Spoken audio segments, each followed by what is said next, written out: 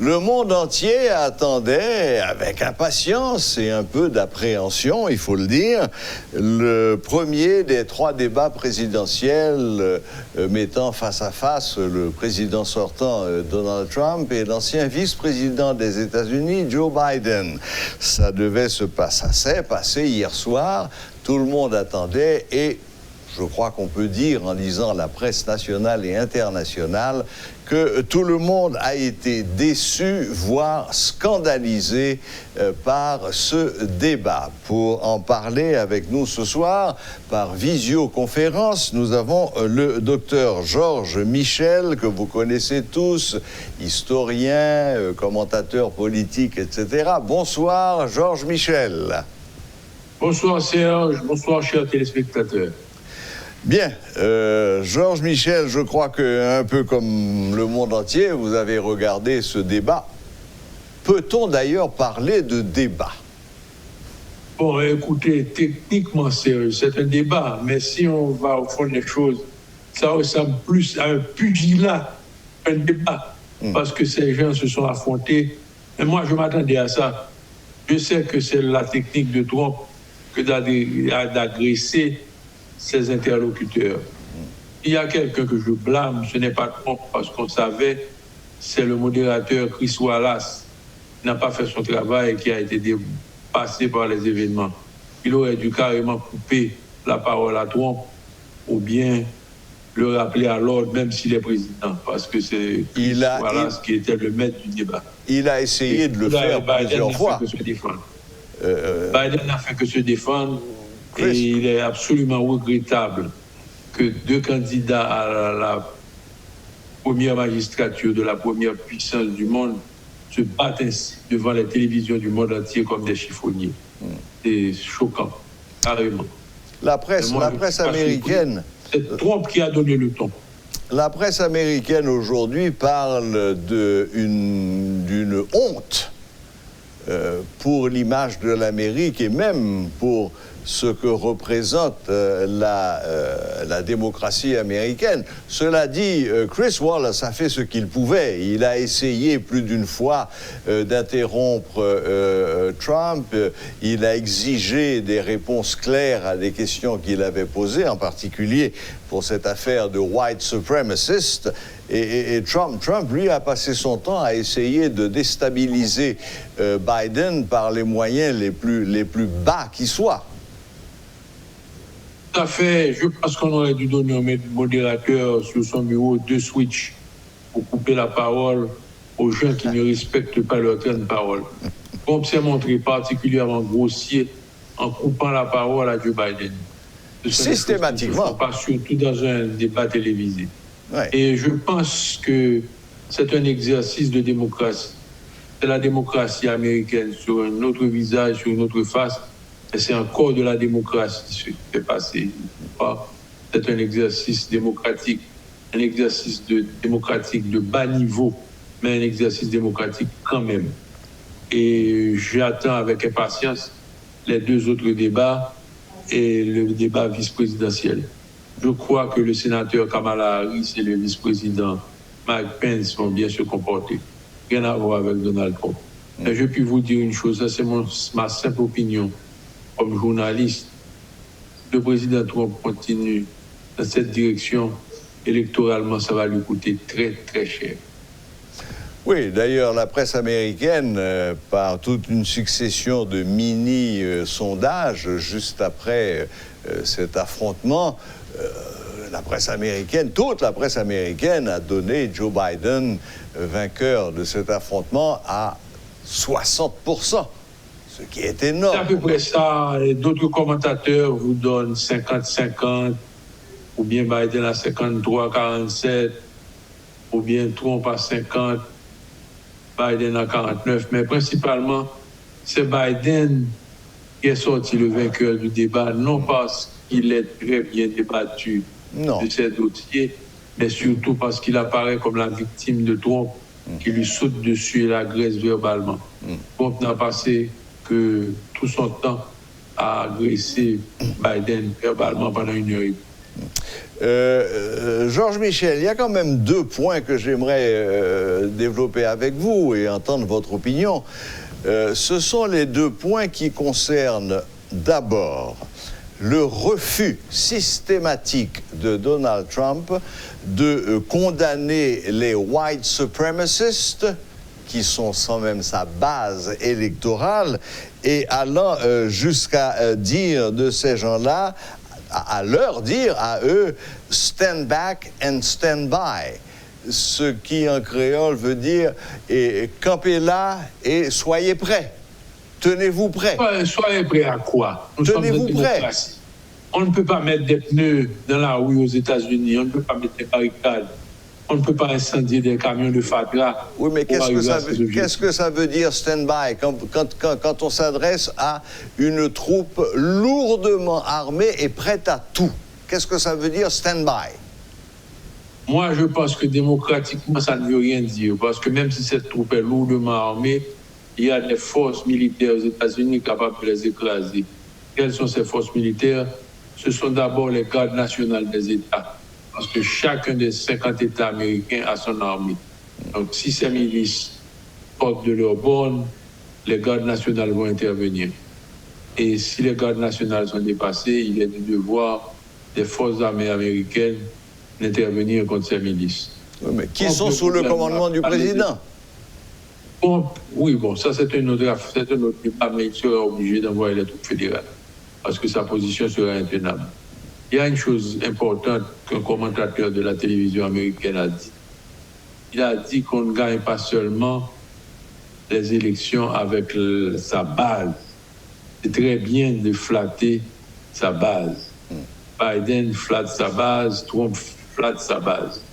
Et il y a un bon tiers de l'électorat qui est composé de votants indépendants. Ces électeurs indépendants peuvent osciller soit vers le camp démocrate, soit vers le camp républicain. Je crois que Trump, hier soir, a effrayé ces gens. Et il va perdre beaucoup de plumes, à mon avis. Je ne vois pas comment il va redresser la barre pour les quelques semaines qui nous séparent de l'élection présidentielle américaine. Le deuxième point que je voulais aborder avec vous, Georges Michel, et qui est lié directement à ce qu'on vient de dire, c'est vrai qu'apparemment, hier, Donald Trump a perdu des plumes et que Biden a su, malgré tout, face à ces affronts répétés, cette tentative de déstabilisation, il a plus ou moins réussi à rester debout. Mais est-ce que le président Trump n'est pas en train de nous préparer à l'issue de ces élections en déclarant d'ores et déjà que ces élections seront les plus frauduleuses de l'histoire des États-Unis et refusant de dire s'il allait accepter le verdict des urnes? C'est quand même extrêmement grave. S'il n'accepte pas le verdict des urnes, il n'a qu'une seule chose à faire, c'est d'aller dans les tribunaux. Et les tribunaux ne donneront pas raison à Trump sur la volonté clairement émise par les électeurs. Sauf s'il arrive à faire élire cette nouvelle juge à la Cour suprême à la place de juge. Il y a des limites parce que la Cour avait tranché en l'an 2000 en faveur de George Bush. C'était sur un point de droit, un point de détail. Mais vous ne pouvez pas avoir perdu une élection aux États-Unis d'Amérique ou dans aucune des autres grandes démocraties occidentales pour dire je garde le pouvoir comme l'aurait fait François Duvalier. C'est simplement pas possible, pas pensable aux États-Unis. Vous allez avoir l'ensemble du peuple américain à prendre la rue pour aller prier à Batman. Peut-être on ne sait jamais qu'on rentrerait à la Maison-Blanche aller le prendre et qu'il subira le sort du président haïtien puis bon Guillaume Sam. On ne sait jamais. Mais est-ce qu'il n'y a quand même pas un risque, Georges Michel, d'affrontement sanglant entre les partisans de Trump, ces white supremacists, ajoutés aux Proud Boys que M. Trump a qualifiés de very fine people, des gens de bien. L'électorat de Trump. L'électorat de Trump, ce sont ces gens, certainement. Mais l'électorat de Trump n'est pas exclusivement composé de ces gens. Il y a, comme je vous dis, les électeurs indépendants qui ont voté pour Trump. Et en l'an 2016, on a surtout voulu barrer la route à Hillary Clinton. C'est vrai. Il fallait barrer la route à Hillary Clinton. Pour le faire, c'était Donald Trump. Je vais vous expliquer pourquoi. Imaginez-vous une seule seconde qu'Hillary soit devenu président des États-Unis. Bill Clinton aurait été le président d'Hillary. Et il y aurait énormément de grands dossiers nationaux et internationaux qui se traiteraient sur l'oreiller dans la chambre à coucher, ce qui est absolument impensable. Et les États-Unis seraient tombés au rang de république bananière. On a eu d'autres problèmes, mais on a échappé au cas du couple Clinton qui se renverrait la balle à la Maison-Blanche. Donc voici ce qui a causé l'élection de Donald Trump. Tout à fait. La Californie aurait voté pour Hillary de toute façon. La différence entre les voix d'Hillary et les voix de Trump en 2016 se trouve exclusivement en Californie. Ces 3 millions d'électeurs sont en Californie. Or, il est nécessaire de comprendre que dans une élection présidentielle américaine, en réalité, il y a 50 petites élections présidentielles juxtaposées qui se déroulent en même temps. Exact. Il ne suffit pas pour vous de gagner une seule de ces élections, il faut en gagner une majorité. Donc voilà comment Trump a gagné la majorité au collège électoral. Mais ce coup-ci, ce n'est pas pareil. C'est lui qui est l'objet d'une désaffection et sa prestation hier soir au débat ne l'a pas aidé. Je voulais aussi, mon cher Serge, vous parler de ce que j'appelle l'effet 1932. Qu'est-ce que c'est que l'effet 1932? En 1932, le président républicain Herbert C. Hoover a essayé de se faire élire à la présidence des États-Unis. Mais par des veines, pour le président Hoover, en octobre 1929, a éclaté la grande crise de Wall Street, la grande dépression. Or, à tort ou à raison, l'électorat américain qui souffrait dans sa chair a accordé la victoire au challenger démocrate du président Hoover qui cherchait à se succéder à lui-même, le gouverneur Franklin Delano Roosevelt, qui est devenu président des États-Unis par un raz-de-marée. Ça a été la première élection présidentielle aux États-Unis où la radio a été utilisée. Mais si vous regardez la carte des États-Unis en 1932, presque l'intégralité des 48 États est acquise à Franklin Delano Roosevelt. Seulement 6 États de la côte Est, et pas parmi les plus importants, des États comme le Delaware, par exemple, ont voté pour Herbert Hoover. Même si Trump perd l'élection, la carte des États-Unis ne sera pas aussi claire que celle de Roosevelt et de Hoover. Il y a des gens aux États-Unis, dans certains États, surtout du Midwest, qui sont fermement attachés à l'idéologie, place de l'idéologie au-dessus de tout, et qui sont capables de voter pour Donald Trump, même si le candidat Trump a peu de problèmes. Donc, on va avoir un collège électoral plus mitigé. Mais d'après les pointages qui sont faits par les médias, Donald Trump devrait perdre dans certains États clés, ce qui lui coûterait l'élection. Donc, oui. Nous allons suivre dans les prochaines semaines qui viennent pour voir comment vont se dérouler les événements. Ce qu'on appelle les swing states, des États qui votent tantôt démocrates, tantôt républicains. Bon, comme vous l'avez dit, l'essentiel des votes républicains, ils vont voter républicains quoi qu'il advienne, parce qu'ils votent par idéologie, et c'est vrai aussi des démocrates. Il y a des gens qui voteront toujours démocrates. Et entre les deux, malheureusement. Entre les deux, les États de Trump ne pèsent pas lourd. Vous avez une série d'États comme le Dakota du Nord, le Dakota du Sud, le Montana, le Wyoming, qui vont voter pour Donald Trump, mais ils ont très peu de mandats électoraux. Oui. Ce sont les gros morceaux, comme la Floride, comme l'État de New York, comme la Californie, comme le Texas. Qu'est-ce que vous prévoyez qui va se passer en Floride? Écoutez, la Floride était jusqu'à ces derniers jours acquise à Joe Biden. Et il semble qu'en Floride, il y ait une remontée spectaculaire des trumpistes. Peut-être que le débat d'hier soir a renforcé la position de Trump en Floride, parce qu'il ne faut pas l'oublier que Trump a l'électorat cubain qui veut anticastriste, des mesures musclées contre le régime dictatorial de Fidel Castro à Cuba. Oui. Donc ceci est peut-être de nature à réjouir les Cubains si Trump accuse Joe Biden d'être manipulé par la gauche radicale américaine. Ça peut faire monter les actions de Trump en Floride. Floride a 29 mandats électoraux.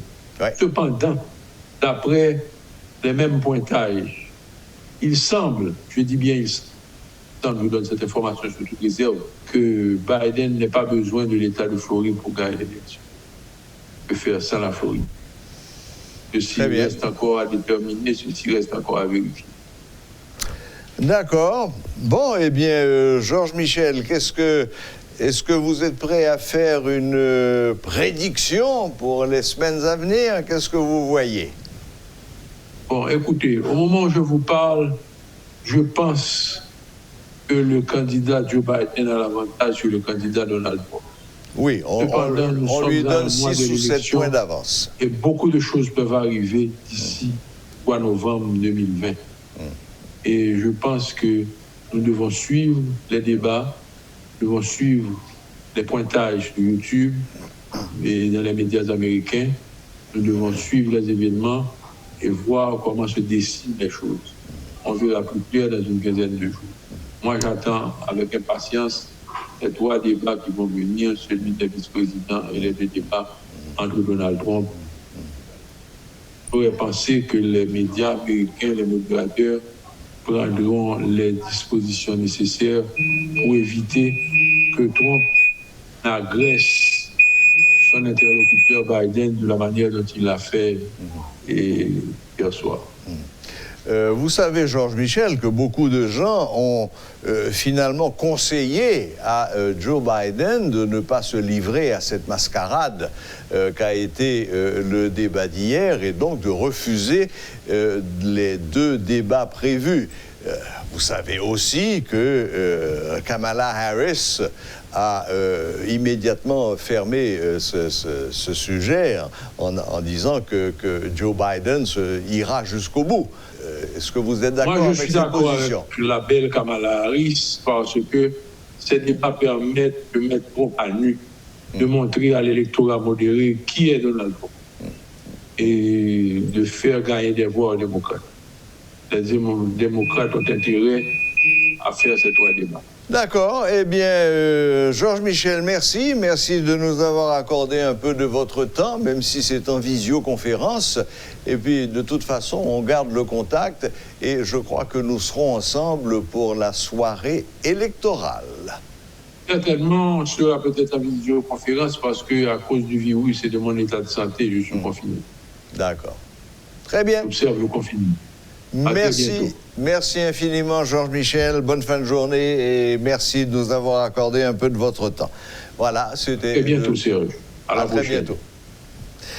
Voilà, c'était le docteur Georges Michel qui nous faisait une petite analyse de ce qui s'est passé hier soir lors du premier débat présidentiel américain entre Donald Trump et Joe Biden.